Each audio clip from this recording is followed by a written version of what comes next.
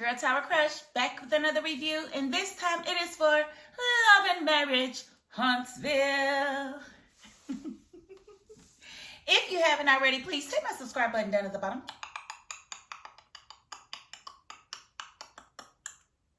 Thank you so very much. And this episode was a pretty decent episode. It was kind of slow motion, but we're going to cover it anyway, darlings. Okay. So let's start out where we left off last week, which was with Stormy and Melody. And they are at Kimmy's event that Melody planned and threw for her, you know, accomplishing her chemo completion. She's done with chemo. They see nothing on the PET scan. And the PET scan is basically, it's like an MRI or a CAT scan, but it just goes through your body and it tests for any cancer anywhere in your body. In case you didn't know, that's what a PET scan does. It detects cancers. And they saw nothing on the scan. So yes, it is definitely a cause for celebration. And I feel like Kimmy needs to celebrate at every corner. There should be no corner taken for granted. We should not be looking forward to two procedures ahead. It's one day at a time, and we celebrate each and every small victory. So yes, Kimmy, you better continue to get better because we love you. And yeah, you are my fave. But back to Stormy and Melody, of course. So Stormy's upset because she feels like Melody has been very distant since the reunion. Even at the reunion, she said that Melody didn't really speak to her, told her she looked cute, but that was it for the whole 10 hours they were there.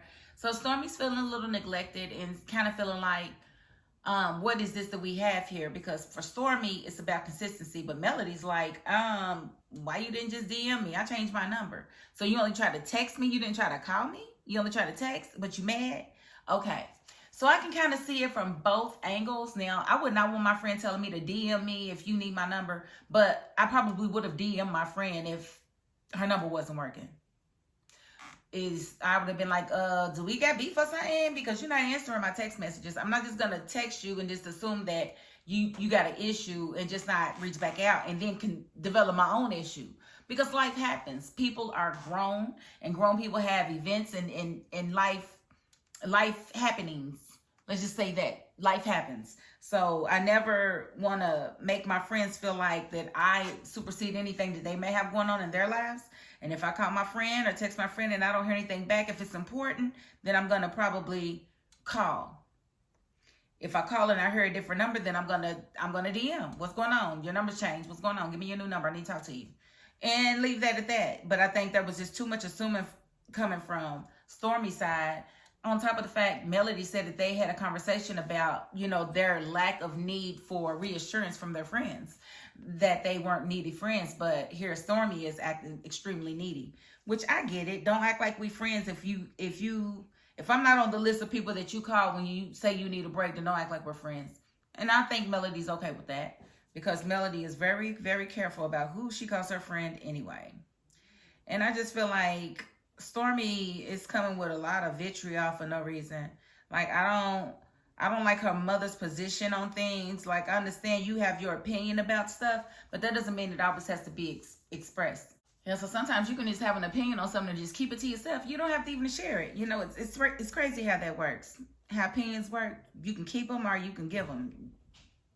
Nobody's going to cry either way. Okay, and so, I think they kind of ended it off. And Stormy says that, you know, I just got to kind of readjust my expectations of her. But they're good. You know, they ate food and everything was cool. So I think that Melody and Stormy are good right now. I think. And then we did see Kimmy and Martell speaking at the event.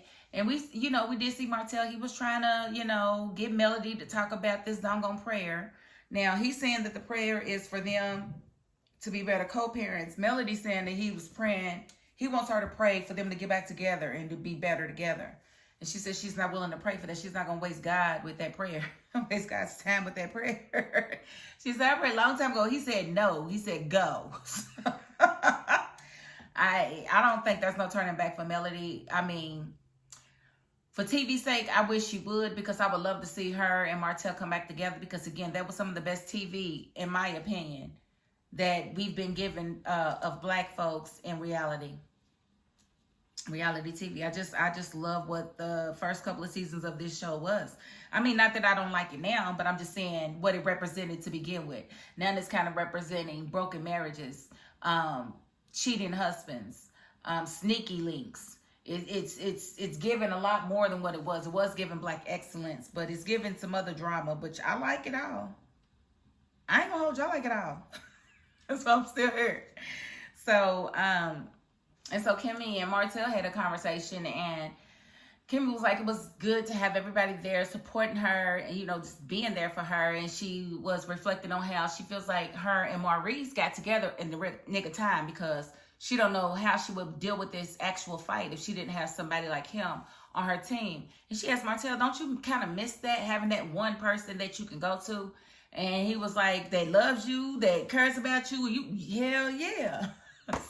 So, he, in so many words, said that, you know, Kimmy said that, I know y'all tired of us telling y'all what we want and what we see for y'all, but it's kind of hard not to want y'all to be together, because when we met y'all was together. Exactly. He said, well, I ain't saying it no more. And she said, what? He was like, and I mean it too. So, yeah, he is definitely coming out of his shell and admitting that he misses his wife. He wants to be back with his wife. Sheree is something to do. Sheree was an attempt to make Melody jealous. It didn't work. Sheree is probably a gig, because if I know Sheree like I know Sheree, she's probably playing Martell. She's probably paying Martell to be her dude so that she can continue to be on reality TV. It won't be the first time they said she done paid somebody now. Now, she's a beautiful woman. Why she got to pay somebody, I don't know. Maybe the men she actually deals with are not TV worthy. Maybe they drink 2 11s. Mad Dog 2020. I don't know. But I did find it cute that Martell did finally let it be known that he misses his family, he misses his wife. And he kind of pestered her about walking her to the car, and she didn't want to be walked. And Melody kills me. Every time somebody else tries to chime in and help Martell, what's his name? Tiffany's husband, Lewis. He said, well, he just wants to make sure you're safe. Melody's like, she always gives that look, and I think it is so funny. Funny when she does it like, this one here. She said, I just wish for once my wishes would be, you know, honored. And I get that, Melody. I definitely get that. But it's still cute. We still want to see y'all. We still want to see y'all get back together. Sorry. We just do. We just do. And I understand why you can't, because I don't forgive cheaters either, Melody. I'm just letting you know what the people think. We know it's toxic. We know that. But we just love what we had in the beginning. So that's just always going to be in the back of our mind. So Kimmy was absolutely right about that. So Kimmy had this conversation with Maurice, and she's telling him, you know, I think Martell is finally, you know, putting his pride to the side and admitting where he is. And, you know, Reese was right. She was like, you know, a woman scorned is a woman scorned. He was like, and I've seen some events, and when I look at Melody, I don't see that side warming up any ever. Like, it's going to be a cold path. And yeah, that's the way it looks like now. And it doesn't look like she has any reason to take him back. It seems to me like Melody has fully gotten over Martell. She is moving on with her life. She enjoys him wanting to be back with her and not giving him the time of day. That much she absolutely enjoys. But I think for the sake of the family, she needs to stop enjoying it. And she needs to really put her best foot forward to make it a better situation with her and Martell, because it's just like Chris's wife said, y'all are going to be around each other for the rest of y'all's life. She ain't lying. It's like Chris's wife said to Melody that her and Martell would be around each other for the rest of their life. She's not lying. When the kids graduate, y'all got to see each other. When they go to college, y'all got to see each other. When y'all drop them off, you know, y'all got to talk to each other about how you're going to pay the college bills.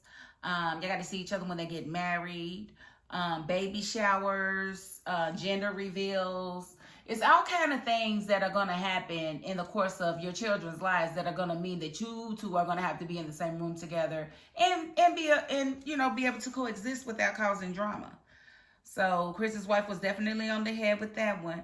when she was trying to get Melody to, when she was trying to understand exactly what it is that Melody, what problem she has, because she got Martell's side of it, and Martell's side is, oh, she has 20 babysitters, and you know, and I be in town, and I don't see why they can't just come with me. Now, truth be told, Martell don't like Melody's brother keeping the kids because Melody's brother's gay. Period. He doesn't like it. He doesn't want it. He doesn't say it outright, but that's what it is. He doesn't like a gay man keeping his kids. Some people will agree with that. I personally would have to say, it would be hard for me to let any man keep my kids. I don't care if he's gay or straight. It doesn't matter to me. Men keeping kids is just different. I prefer it to just be the dad keeping the kids. That's just my opinion. And I know uncles will keep kids or whatever, but for me, I never asked my brothers to keep my kids. That's just not something that I was going to do. I just feel like women are the nurturers, and they're the ones that should be the caregivers of children. That's just my opinion. You know, it ain't going to change much. If I went to a daycare and they had male workers, then I walked right back out of that daycare. I ain't bringing my kids here. Say what you want. Yeah, everybody can be evil, but it seems to be these men that do the most. So I like my chances in dealing with just women when it comes to that, okay? So Melody was trying to explain to Chris's wife that it's not like Martell says, because Martell says it's just about all the babysitters. And she's like, there was one time that my brother and his guy came to spend the night at my house to keep the kids. She's like, there's only a few babysitters. But Martell's whole thing is, why do we need babysitters if I'm in town? And if you're not in town and I am, then I should just get the kids. Well, if that's outside of the custody agreement, then no, you shouldn't. Because then you're going to try to make it seem like, well, I got them way too much, and I feel like she needs to give me way more money than what she's giving me, or I need to get money from her. It's always going to be something, Martell, no matter what, until you have her back in your life. And like Melody was explaining, he's Mr. Pull Up at any time. He's really just doing this to control her. He doesn't like the fact that she can go out of town and he doesn't know about it. He doesn't like the fact that, you know, she can elect to have her family keep the kids, and she's well within her rights. But he wants to make it look like, oh, well, you just don't have any time for them, so they should just be with me full time. No, because then you feel like you're going to control when she can see them. Martell, you're going about this whole thing wrong. If you want to get her back, this is not the way to do it. Melody is not going to respond in any type of positive way to a court case that's asking you, that where you're asking her for full custody. She already don't like not having to see her kids every day, we found out this week. And you don't think about those things. Like, I never had that to worry about. For Martell, he is a great father. He and his children love him. And they love her. But I definitely get where she's coming from. He's basically trying to control her. And once she explained her side of it, Chris's wife then understood. She said, I'm so sorry. I did not know. Yeah, because you listening to him, and he's just so wrapped up into making everybody feel sorry for him because he's hurting right now that he doesn't have his wife anymore. But he wasn't hurt when he was laying up in Ariana, whatever her name is, the peasant. He wasn't, you know, all that when he was in that peasant cuckoo. Normally I would say peasant P word, but I'm going to be nice on this here broadcast. I'm going to be nice. So, you know, Melody basically stood her ground, and I, you know, commend her for that. I do hope that they get on a better accord, though, because I don't like it when he's asking her, he's just pretty much begging, like, why are you doing me like this? Why are you acting like this? Why you keep doing me like this, Mel? Mel, why are you acting like this? Why you keep doing me like this? Is it just me, or do y'all think he be going in the bathroom crying? Why do you keep doing me like this? It seems like it's just such a crybaby move. I don't know. But then the last thing I want to talk about is Letitia and Kiki. So Letitia has met up with Kiki because they are still not cool. They are cousins, but they are not cool since the reunion, since everything happened last season. Letitia feels entirely betrayed by Kiki, but Letitia never wants to own what she does either. She always just wants to brush past that, but focus on what's been done to her. Not at all cool. Okay, so they went to a boxing gym, and, you know, just to let some steam out before they actually had their conversation. And Tisha was really going into how she felt betrayed by Kiki, how Kiki didn't tell her everything that she said, how she should have never gone over there and left anything to be questioned because of the company that was there. So, you know, Letitia has a very a very valid way of expressing what's been done to her, but she has a very hard time, accepting the wrong that she's done. She feels like Kiki keeps on talking about it's wrong on both sides, but it is wrong on both sides. You cannot take away the fact that she was hurt. And she was still hurt when all of this was happening. She hadn't fully reconciled. That cannot be left behind, Letitia. We have to be honest here. So you both had something to be angry about or sad about or mad about. So let's not make it seem like it's just you. Just because yours was the most recent doesn't mean that she wasn't hurt by what was said. And if she didn't say anything wrong, then how was she disrespectful? The truth can never be considered disrespect. That's what I've always heard. So if it's the truth, deal with it. If you don't like the truth, then change your reality. If you had problems in your marriage, you just had problems in your marriage. I'm sorry if it doesn't work with the narrative of Melody trying to ruin your marriage. That's the whole point of why you're mad, because you try to make it seem like she was the only one bringing problems when we found out that there was problems prior to the show even coming around. So that's the real issue, isn't it, Letitia? You was proven to be a liar. So go ahead and forgive Kiki. Y'all need to hug and make up and move on. And not do it to each other anymore. Y'all are cousins. Y'all have always competed, but y'all are cousins, and y'all need to act a little bit more like it instead of acting like chicks on the street that don't even know each other. I don't like that. Okay? All right, and I'm going to end my review right there because there wasn't much else to cover. But we will be back next week, and we'll see what's going on with this whole Tisha and Kiki thing, because that's kind of where we left off. But again, if you haven't already, please hit my subscribe button down at the bottom. Subscribers are kind of stagnant. I ain't tripping. At least I ain't lost too many, We'll get there when we get there, okay? And I do want to go ahead and just throw this out there. I want to throw a little contest out there.